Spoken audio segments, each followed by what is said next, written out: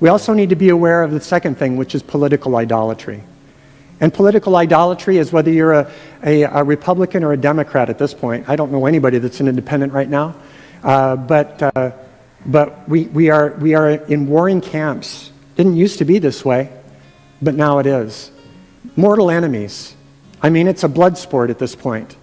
And so people, you can't even be friends with people anymore. I have a good friend, I won't say where, but he's online, and a good friend, somebody I have a great deal of respect for, and he basically just puts out stuff that's anti-Trump constantly, and he says, not long ago, if any of you are my friends and you voted for Trump or plan on voting for Trump or like any of his policies, he says, I just want you to know, you're not my friend, defriend yourself.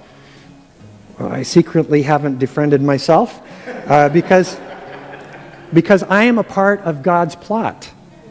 I'm not willing to be controlled even by that kind of a response. Whose side am I on? And the real question is, whose side is God on? Well, the Bible actually speaks to this. Joshua, the great warrior servant of Moses and the commander of God's people as they went into Jericho, on the night before they came to Jericho to take the city, it's going to take a number of days to do it, but the night before, he encountered a man with a flashing sword, and he knew right away this wasn't any man. He knew this was a heavenly being. And so with humility, he came and he said, are you a Republican or a Democrat? No, he didn't really say that. But that's what we would say now, wouldn't we? Was he a Republican or a Democrat? But essentially, he said the same thing. Whose side are you on? Are you on our side, the good guy's side, or are you on the bad guy's side? And listen to what the angel, now this isn't an angel, it's the angel, capital V and capital A, angel.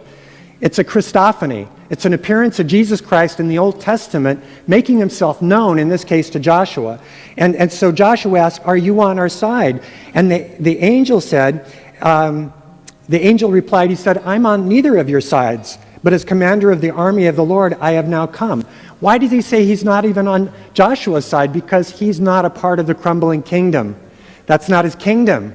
He's got a heavenly kingdom, so he's not so worried about whose side is anybody on. He's on the side of helping people get on his side. And that's the real issue, is that not is God on our side, is God on our side with politics, or God on our side with our team, or whatever it might be. The real question is, are we on the Lord's side? That's a question that really needs to be answered. There's a story about Abraham Lincoln during a period in the Civil War in 1863. He came into the tent of his commanders, and as he was coming in, he overheard one of his commanders say, I sure hope the Lord is on the Union side. And Abraham Lincoln said the following words.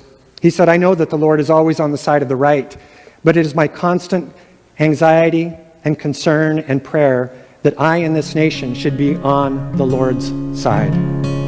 It's a really good word.